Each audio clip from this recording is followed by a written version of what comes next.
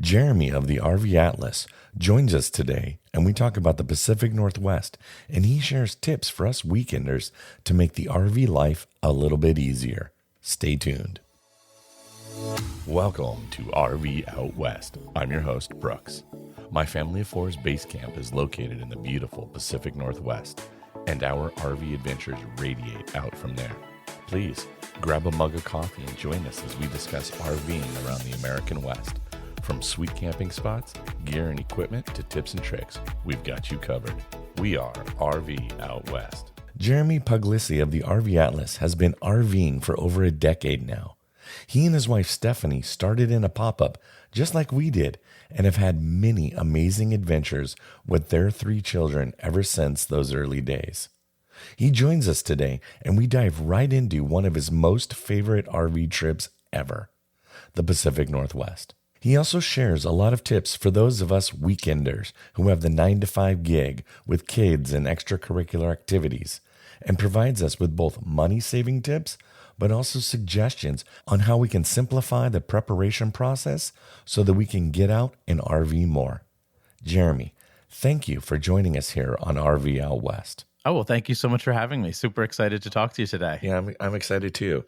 So, Jeremy, while I might be biased, or rather Northwest proud, what is it for you that has made the Pacific Northwest one of your now top 2 favorite destinations? Yeah, so I have said for years that the Pacific Northwest was my favorite family adventure that we've ever gone on. And recently we went to Iceland, and that sort of now has tied the Pacific Northwest. And as strange as it sounds, I think there are some overlaps or similarities between the two in terms of things that I really love for a family camping trip. In the Pacific Northwest, you have the mountains and the ocean. And that is my love language. That is why I've loved Acadia for so many years back here on the East Coast. And the combination of those two things in Olympic, it's actually fairly rare, right? To have these mountainous landscapes and to be hiking in the mountains, but then also to be able to, kind of take a stroll along a windswept beach as well.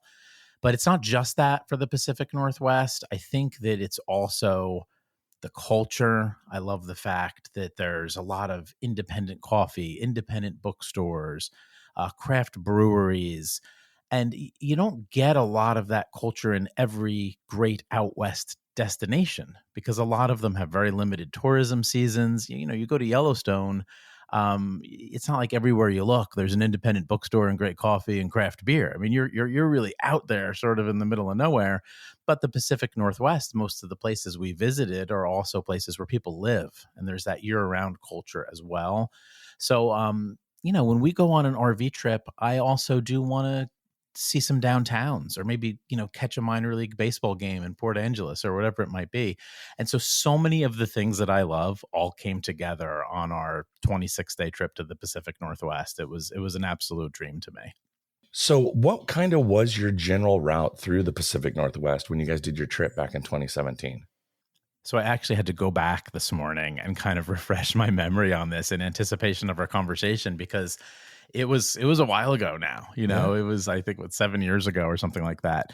So we have been RV owners for 15 years, but we did not tow our RV to Washington, to the Pacific Northwest, because we are from New Jersey, and we did not have time to do that kind of a true cross-country road trip with our kids. We didn't have the vacation time, but I kept badgering my wife and saying, Pacific Northwest is top of my bucket list. And it was really top of her bucket list, but I was stuck in this idea that we had to tow the RV there. So finally she said, we're just going to fly into Seattle and we'll stay at campgrounds. And we've been doing that a lot over the years, if it's somewhere really far out west where we just can't make the long drive. So we flew into Seattle, and we immediately got the rental car and went to Olympic National Park.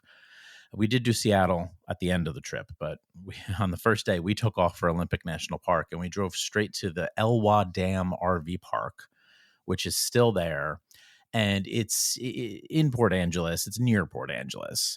And it was a really cool little place, really cool little campground. And the location was terrific. It was a terrific base camp for exploring the Port Angeles area. We did the Hurricane Ridge hike. Then we took the day trips to like the whole rainforest and Ruby Beach and all of that stuff. So we did 4 days, I believe 4 days or 5 days in Olympic. And this was a 26-day trip. And I felt like it wasn't enough, like I wanted more Olympic, and Olympic quickly became my favorite national park for the reasons that we spoke about in general in terms of what I love about the Pacific Northwest. So I left Olympic like, oh my God, I need more time here. I need to come back here. And that's often how I feel when I go to a great destination, like this urge to go back and see all the things that I didn't get to. But we did a lot and we loved it. Then after that, I have to ask you real quick. Yeah. Can I ask you real quick?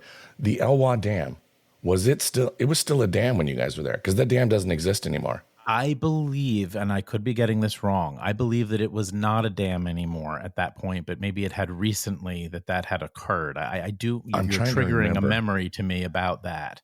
Because that was a really big deal doing the Elwha Dam removal. It's the largest dam removal project in the United States. It was certainly something people were talking about at the time. So it was either about to happen or had happened, but not being a local, I wasn't totally tuned into that. Another cool thing about that campground, oddly enough, we rented a house at the campground. They have a house rental, and the price was incredible. So we rented this house at a campground, which is the only time I've ever done that in my life. But after Olympic, we went to Mount St. Helens, which we certainly thought would be cool and was sort of a bucket list type thing. But that blew us away. It was much more beautiful than we thought it would be. And the hiking around Mount St. Helens was stunning. There was wildflowers everywhere. We had terrific weather. And that ended up being really an incredible stop too, that exceeded our expectations. I thought it was maybe more one of those things you drive up and you take a look and you leave, but the entire area around there is really beautiful. And we stayed at a place called Silver Cove RV Resort, which was a Highway West campground at the time. It's not anymore, but it's still called Silver Cove RV Resort. And that was down sort of at the base of Mount St. Helens. So it was maybe a solid hour drive to get up to the top. But I think that's true of most of the places you would camp there. And that was a cool little RV resort. Little fingers of the lake kind of came into the campground, so you could hop on a canoe or kayak and paddle out onto the lake. And that was really just another terrific stop. And we also did the Ape Cave lava tubes. It was a bit of a drive there in the Gifford Pinchot National Forest. It was a bit of a drive from Silver Cove. I do remember that, but it was they were really, really cool. I mean, you get a lantern to go down in there because it's pitch black without the lanterns. And it just felt like being on another planet or being in deep inside the earth or something like that. And it's so interesting how these lava tubes form because, and I'm no scientist here, Brooks, but that's a similar thing has been occurring in Iceland right now, right? And there's lava tubes that have formed in Iceland recently that scientists are exploring. So really, really super interesting. And I remember having to, clean off our hiking boots because of the bats or some disease from the bats. But it was the kids loved it, and they were all pretty little at that time. And that was definitely like a really cool, fun, family-friendly adventure that feels sort of like mysterious and dangerous, but like at the end of the day, it's totally not. But just has that really nice whiff of adventure that we like. So yeah, that was super, super cool too. Really, really loved the Mount St. Helens stop. And then after that, if I'm remembering our route correctly, we went to coastal Oregon, and we stayed in the Coos Bay area. And the campground is now called Sun Outdoors Coos Bay. At that time, it was also a Highway West campground. I don't know if you remember them, but they had maybe 8 campgrounds and sold a bunch of them. So I don't know currently if this campground is awesome, but it was awesome when we were there. It's right on the beach. And we had like a glamping tent literally right on the beach. So you opened the front door of the glamping tent and there's the mighty Pacific Ocean. And it's in sort of this cove with sort of this mountain or small peninsula that juts out that just created this really interesting landscape. And at low tide, you could kind of walk around and explore the other side, but then you had to get back in time before the tide came in. And it was just a really cool beach to hang out, play catch with the kids, enjoy coastal Oregon. And And downtown Coos Bay was cool too. We really enjoyed the whole Coos Bay area, and just coastal Oregon to me, again, like Olympic, I felt like I didn't see enough. Like, I want to go back. I want to explore coastal Oregon more. And it just struck me as like, every inch is beautiful. And in that Coos Bay area, there's like 3 state parks in a row, 3 Oregon state parks in a row. And I'm not going to remember the names of all of them, but there's this stretch of like state park after state park after state park, all right on the water, lots of great coastal hiking. So, I mean, every stop here was a highlight. I don't mean to keep saying like, this was incredible, but that's kind of how it felt. And then after that, we dropped into California and we went to Redwood State and National parks. And again, just a magical, mystical, beautiful location on the California coast. The redwoods were just astonishing. A highlight there was the Hiachi Trail, if I'm saying that correctly. And it starts at Jedediah Smith Campground. And the trail goes along the Smith River, and it goes out to Stout Grove, which is one of the more famous places to see the really old, 2,000-year-old trees or however old they are. And it just, you feel like you're in Return of the Jedi or something, where like parts of that movie might have been filmed near there. You feel like you're in a movie set, or it just doesn't feel real. It's so incredible. And it certainly does have sort of a spiritual calm. So the redwoods, I think, was really wonderful. And it was another highlight for Stephanie and I. I think the boys, after 3 days there, were kind of ready. Like sometimes with kids, it's like, oh, more big trees, or like in Utah, sometimes it's like, oh, more rocks. But for us, we could have stayed longer. But for the kids, I think just like a 3-day stop was really good. And we stayed at the Redwoods KOA there, which was really interesting as for a campground, because half of it's in a redwood forest and half of it just looks like a normal KOA, like a really normal back to basics KOA, like almost like nothing special, just fine, clean, nice, whatever. But then as you walk into like the back half of the property, you actually walk into a grove of redwoods, which is owned by the KOA. And they have tent sites in that grove of redwoods and some cabins, none of which have like water or anything. But so that was really cool. That made that KOA like a really cool, That's pretty cool. Special place. For sure. Yeah, I can see that. Yeah. And along the way, we did stop in Portland way too briefly. Did you make it to Powell's? Because I know you guys love independent bookstores. So we made it to, we make it to Powell's? Absolutely. That's what we did in Portland. The bigger question is then, how much of a paycheck did you leave behind at Powell's? Well, the thing that I remembered from Powell's was at that point, we had published our first book, which is The Idiot's Guide to RV Vacations, which has now been just renamed RV Vacations. But that was our first book. And Powell's had 3 copies of it on a table. And I sort of felt like, oh my God, our book is in Powell's. Like I have arrived. Yeah. This is the pinnacle of, I mean, I really did feel that. Like, that's my God, this is like the pinnacle of success. So that was super cool. And I did spend too much money at Powell's. And amazing. I believe amazing. And then amazing. I think Stumptown's right across the street, if I'm remembering correctly. Yep. So and like the 1-2 punch. I mean, what else can go wrong? It's like hanging out in Delaware kind of thing. It's just awesome, Oh, hanging out in Portland is not that is the only similarity, Brooks. I know that is the only similarity. Then that's I've spent a lot of time in Delaware, and I love Delaware. But yeah, and just again, as I keep saying, like, a day in Portland, not enough. I felt that on almost every stop. That we didn't see enough. You've talked a lot about, and I appreciate and I share with your passion and enthusiasm for the Pacific Northwest. But I'm gonna pigeonhole you. If you had to pick your top 3 things that you did or saw while you were here, what would they? 2 of the 3 are hikes. The Hurricane Ridge hike in Olympic National Park is astonishing. I mean, you feel like you are hiking above snow-capped mountains. It's probably not exact, you're probably not looking down at them necessarily, but you're hiking and you're seeing snow-capped mountains all around you. And Hurricane Ridge, our older boys were probably 8 years old at the time. Just one of those hikes that feels like a huge adventure from a book. You're hugging the ridge and you come out and you have these incredible 360-degree views of, that bright blue sky and the snow-capped mountains. One of my 5 favorite hikes of all time. Then the hike to the Hiachi Trail to the Stout Grove was incredible. You're crossing little rivers along the way, taking your hiking boots off, dipping them in the cold water. After the hike was over, we went for a swim right there in the Smith River. We were kind of hot and sweaty, and right at the campground there's kind of a little beach. So those two things were definitely highlights. The whole trip was a highlight reel, for goodness sake. That campground in Coos Bay, or outside of Coos Bay, that was right on the beach, was that was one of the best locations for a campground ever, where you just walk up and you're on the sand, on the beach, playing wiffle ball with the kids.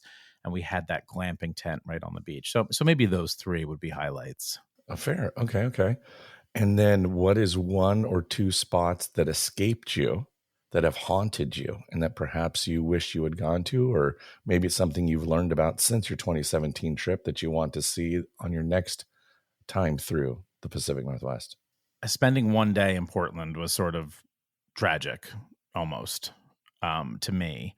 And also, we had really wanted to go to the state park in Oregon that's famous for the waterfalls, that has like 14 waterfalls. I want to say that is, help me out, Brooks, that one is called Silver Falls. I was going to say Multnomah, but Multnomah Falls are outside of Portland by about 45 minutes on your way to Hood River. So I'm not sure of this place. I think it's Silver Falls State Park, where there's sort of a long hike where you can see 14 waterfalls, and there's a great campground there. And Stephanie had been there when she was much younger, but we just could not get a reservation there. And plus, we had flown in, so we were in need of cabins or yurts or glamping accommodations or whatever. So staying at that state park in Oregon, we did not get to stay in. So I would definitely love to get back for that, for sure. So when you guys came, because you guys are staying campgrounds, but cabins and yurts, you didn't bring any tents. Did you guys bring sleeping bags, or did you? No. So all of the accommodations, we've on the RV Atlas podcast over the years, we've talked a lot about these types of trips where we fly in and then either rent an RV or get a cabin or whatever. There's all kinds of great options there.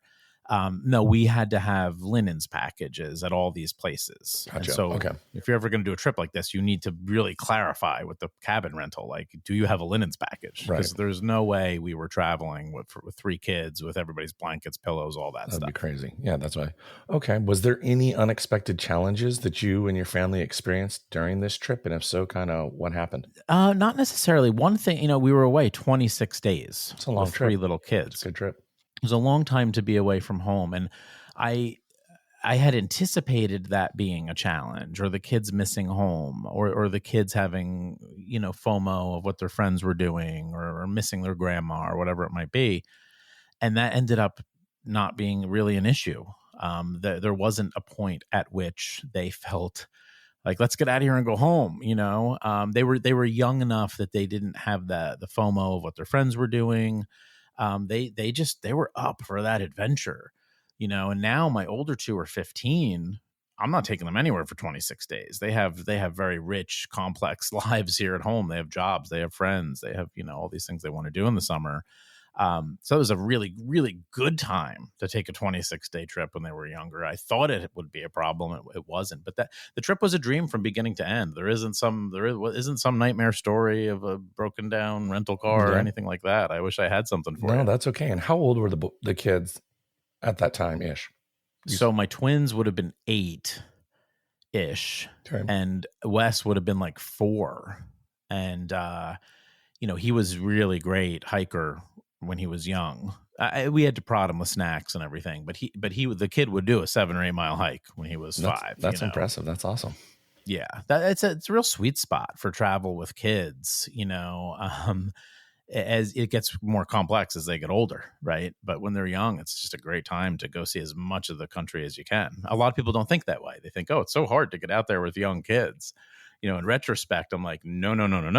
It's much easier to do all these types of crazy RV trips with young kids. It gets harder when they're teenagers. Yeah, we did a little period of no air travel when our kids were about 18 to 2 months old, or 2 years old. I mean, when they're constantly trying to put everything in their mouth, I'm like, I don't want to be at the campground. And is that a rock? Is that a stick? Is that, it's cheddar puff. Like what, I don't even know what's going on here. I don't know. It's too stressful. Yeah. So there was a little period of time where you know, I wish I had an RV then because we were tent campers then. So it would have been a little bit easier if we had.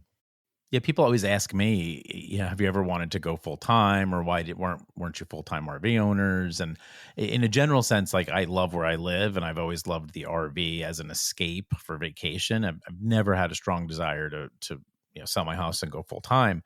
But if I could go back when they were little, that I think would have been a great time when there are when they have fewer connections that are gonna make them want to be in one place. Yeah. I don't know.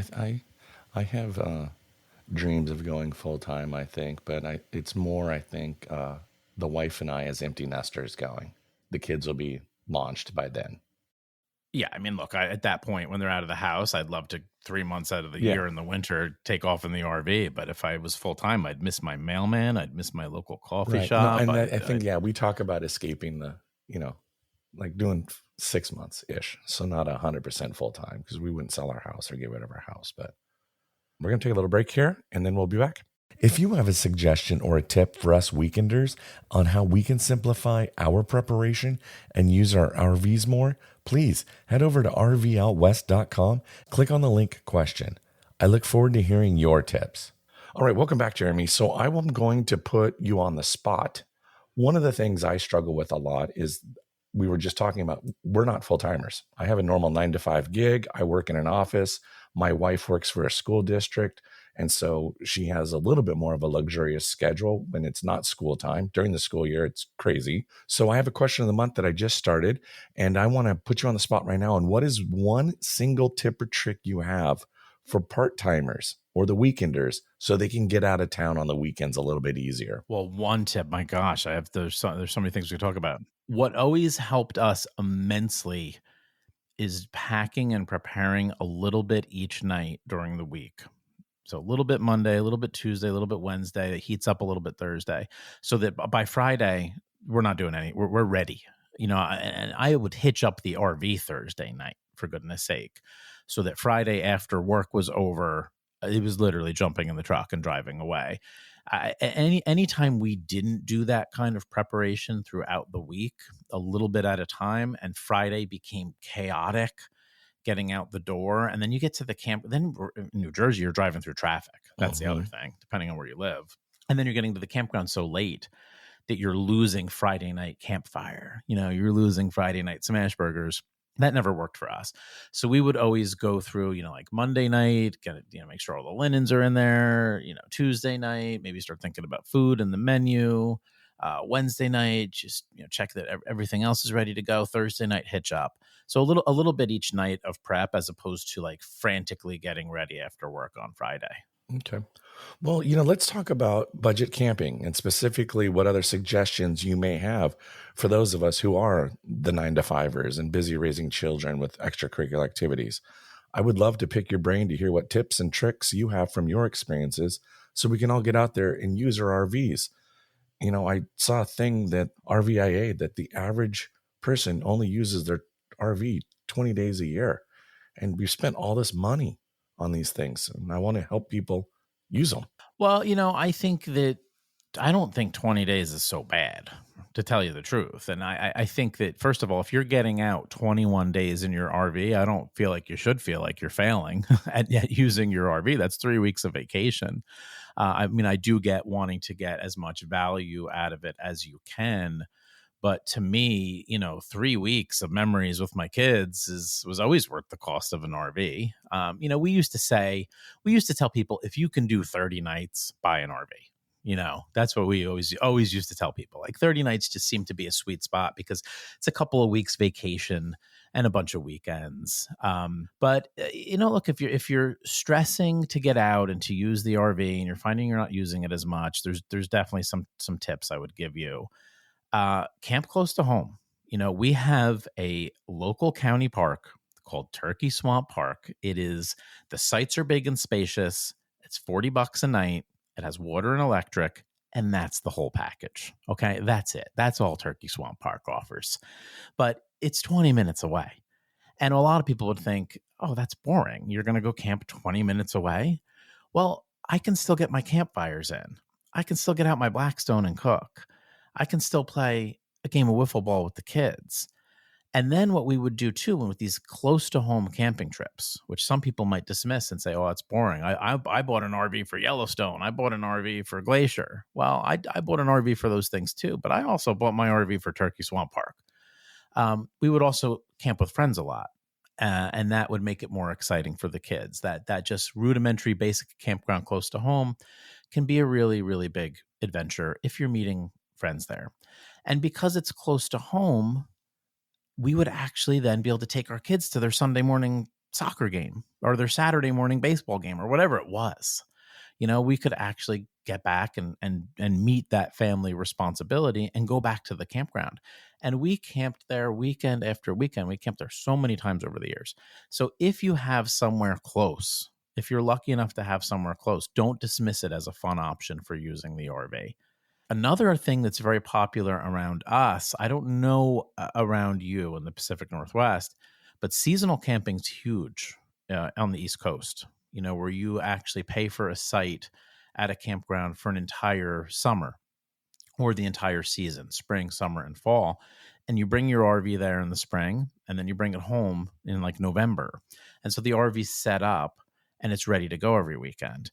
Now, we actually did a year of seasonal camping. It was a bunch of years ago, but we got a seasonal site and we loved it. And a lot of people around here really love it. And I know so many people that bought their RVs with the intention of towing all over the country and seeing all of these, amazing places, but then couldn't pull it off and ended up getting a seasonal site. And they camp more than I do right now. They every weekend they're there. And sometimes they're just there Saturday morning till Sunday morning or something like that. So seasonal is, I think, a really good option too for getting the RV out more if you're struggling to get it out. Okay. We talked a little bit about kind of you and Stephanie's routines for the weekend trips, about your planning process. Can you maybe dive in a little bit more and kind of like 1 week out from the weekend trip? What does it kind of look like in your household as you guys are? Well, it starts with coming home from the last trip. So we always do what we call SWAT Team Sunday. So when we come home from a campground on Sunday, we would always make all three of the kids help us get the RV cleaned up, tidied, vacuumed, pretty darn close to ready to go for the next trip. Because if you don't do that and then you procrastinate getting ready for the next trip, the worst possible thing can happen, where you're cleaning up from the last trip before you can pack for the next trip. So we would always try to get the RV pretty clean, pretty tidy on Sunday, so that, on Monday night, Tuesday night, then it's just making sure that, do the sheets need to be cleaned? Do the sleeping bags need to be cleaned? Stephanie would even start packing the clothing for the weekend on a Tuesday. By Wednesday, we're grocery shopping, stocking the fridge. We would leave the fridge plugged in. So just all those little steps. So you're ready to be out the door by Friday for sure. That's amazing. Congratulations, by the way, on publishing your 5th book, Where Should We Camp Next? Budget Camping. That's exciting. So congratulations. Thank you. Tell me a bit about that book and kind of what are some of the other little nuggets, or what can one expect when they're looking through that book? So, but the budget camping book really was born out of this kind of frustration with how expensive campgrounds were getting. And that is possibly a bit more of a phenomenon on the East Coast than the West, though I'm sure you're also seeing rising prices. But, private campgrounds got incredibly expensive during the pandemic. And for the first time, like in our Facebook group, on our social media channels, we had people complaining saying, look, I can rent a house for the price of a week at this campground. And that is like, we're all in trouble if that's the case. RVing has to be more affordable, because we're towing our own accommodations, we're dumping our own tanks, we have to do maintenance on our own furnace and air conditioning. If you rent a house and something breaks, you call the realtor or you call the Airbnb or whatever, and it's their responsibility, right? But our accommodations are responsibility as RV owners. So I've always believed that it has to be cheaper. And so as prices went up, and again, prices went up at private campgrounds, you had a lot of, steady prices at public campgrounds. And I started to see that frustration from people. The idea of the budget camping book was kind of born. Like, let's do a whole book and recommend budget-friendly campgrounds all across the country that are almost all of them are $60 or less per night. Our criteria, though, we would go up to 100, which I know some people say, oh, that's crazy. That's not budget camping. But if it was a really good campground with tons of amenities and they were charging $90 a night and the value was there, we would let some of them slip in, and we gave them a badge worth the splurge. So there's some campgrounds that top out, say, at $90, but almost everything in the book is like $60 and less. Now, what that means is a lot of the campgrounds are public campgrounds, county parks, state parks, Army Corps of Engineers, national park campgrounds. But we did really make the effort to highlight mom and pop family owned campgrounds that have kept their prices down, where you can still get full hookups, a pool and a playground, that kind of traditional KOA model to some degree. We tried to find those campgrounds and we gave them a badge, most bang for the buck. Right? If you're going to give me full hookups, if there's a pool and a playground and it's $50 a night, I want you in my book. So we really sought out those places in every state too. So if you're on a budget, if you're feeling like, oh my God, camping is getting so expensive, this book is a great resource with like 350 campground recommendations. We had just done our national parks book. So we did include national parks campgrounds, but only sort of the most obvious ones because we didn't want to repeat ourselves from the previous book. But there's a lot of state parks, a lot of county parks. Army Corps of Engineers are a great bargain. National forest campgrounds. There's tons of national forest campgrounds in there. $20 a night, $25 a night. So lots of options for cheaper camping. And now the most popular places in there, some of them are going to be hard to book and hard to get reservations. But we did recommend and find tons of campgrounds that are sort of a bit off the radar. And you could go online and book a site right now if you wanted to. So it's a great resource for saving money camping. And besides the campground reviews, there's just a lot of tips and tricks and hacks for saving money while you camp. I mean, little things like bringing your own box of ice cream sandwiches in the RV freezer instead of buying camp store ice cream every night. Believe it or not, that could save you a ton of money over the course of a trip.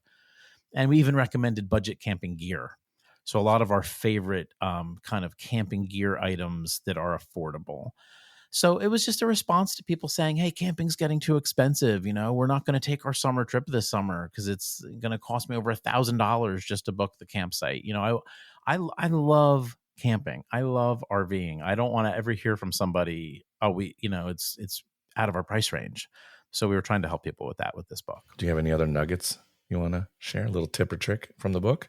For saving money, I mean, I love Harvest Hosts. I've been really recommending them a lot lately. $80 a year if you get a coupon code, and then you can stay at over 5,000 places across the country for free. I mean, you're supposed to buy something in the morning or spend $20 or $30, but Harvest Hosts is a great way to save money. Another great way to save money, and not everyone can do this, is to camp in the off season or camp during the week and avoid the weekend, because the campground industry has fallen in love with dynamic pricing, where the prices vary and the prices are constantly changing based on demand. The hotel industry's used it for years now. The campground industry is using it. So a campsite can cost 2 or 3 times as much on the weekend as it does during the week. And what drives me crazy about that is it hits families the hardest. Because your average working family, you can camp on the weekend, you can camp for Easter, you can camp 4th of July, you have a schedule like that. And it's often families that are more on the budget to begin with. So that kind of drives me crazy. But if you can do, even for your week-long summer vacation, your week-long RV trip in the summer, if you just do Sunday and then check out Friday. So check in Sunday, check out Friday, and don't camp Friday and Saturday night, you can save a bundle of money and still have a 5-day RV trip. And then maybe on the way there and on the way back, you stop at a Harvest Hosts. Right. For something like that. And so avoiding the busiest weekends, 4th of July, avoiding prime season, you can save a ton of money. But I feel everyone's pain out there listening, like, I can't, I only have vacation at certain times. But, dodging the dynamic pricing can really help when the prices spike at campgrounds. Okay. That's great. Thank you for that. So where can listeners learn more about you and Stephanie and RV Atlas? I'm going to give you one more quick tip on saving money. Please do. I love And then I'll saving answer money. that question.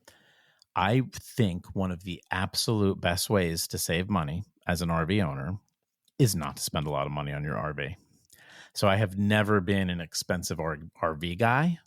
We have a Grand Design Imagine right now, which I'm not saying was cheap necessarily, but in the grand scheme of RVs, I've never spent more than $40,000. Now, some people out there are groaning and saying, oh, that's so expensive. But a lot of RVs are $50, $60, $70, $80, $90, $100,000. Motorhomes, $150,000, $200,000. If you make that huge initial purchase right away and you have a payment, and you have a loan, you are spending a lot on RVing every month, where if you can pay cash for something or keep it affordable or buy something used, I think that's a great way to save money as an RV owner. Then you have more money to camp. And I remember your tip and trick way back in the day about don't buy a brand new pop-up because you're more than likely not going to hang on to it for very long. So if you're wanting to dip your toes into RVing, start with a used pop-up. You can get one for a few $1,000s. And then you'll learn, hey, I like this, I don't like this, or whatever. You get your towing 101 all dialed in, and then you're like, okay, now we know more features we want for our next one because you're not in pop-ups that long. How long were you guys in your pop-up for? Like 2 years or less, you know, and like we cried the day we sold it, but we were also glad to see it go. I know that seems like a contradiction, but and I've missed it ever since, for goodness sake. But most people don't stay in RVs very long. So statistically speaking, most RV owners own their RVs for 3 years before moving on. Now, when most people buy their RVs, they think they're going to have them for a decade or longer, and then they take out these crazy loans. But most people do switch RVs pretty frequently, which can also get expensive, for goodness sake. But that's the whole topic for another day. So as to where everyone can find us, to actually answer your question. Yeah. So the RV Atlas podcast is celebrating its 10th anniversary this year. So 10 years of podcasting. Stephanie and I are very proud that we have survived and thrived as a podcast for 10 years. And that's available anywhere you can get podcasts. And the website's the RVatlas.com, which has just got, at this point, thousands of blog posts, tons of information. And then all across social media, we are at the RV Atlas on Instagram, on TikTok, all of that stuff. And I do 2 YouTube shows. I do one for Go RVing called 6 Things I Love About My RV. And I'm just launched a cooking show for Blackstone called Camp Griddlemore on Blackstone Products YouTube channel. So you can find me in all those places. Which, by the way, I had never thought about putting butterscotch in my pancakes with blueberries. So that pilot episode you did, I'm going to have to try that on our next camping trip. Well, let me know how it goes. I thought it was very tasty. I'm going to have to absolutely let you know how it goes. That looked amazing. So I was like, So that's great.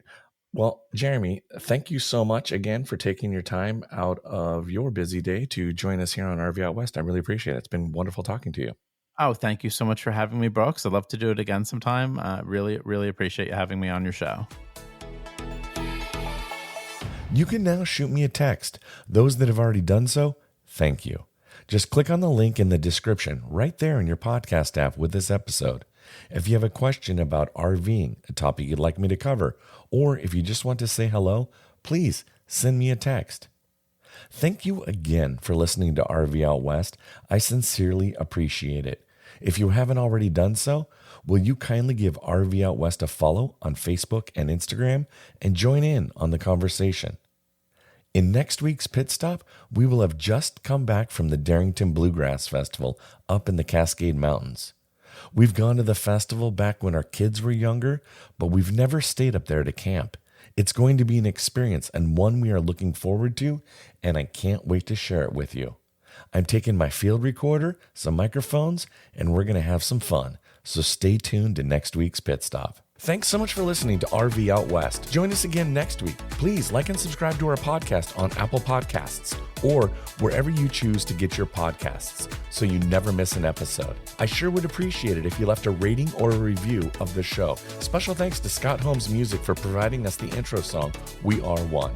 RV Out West can be found on Instagram and Facebook, where you can interact with us and follow along on our RV adventures around the Pacific Northwest. So get out there, explore, and go see what's beyond the horizon.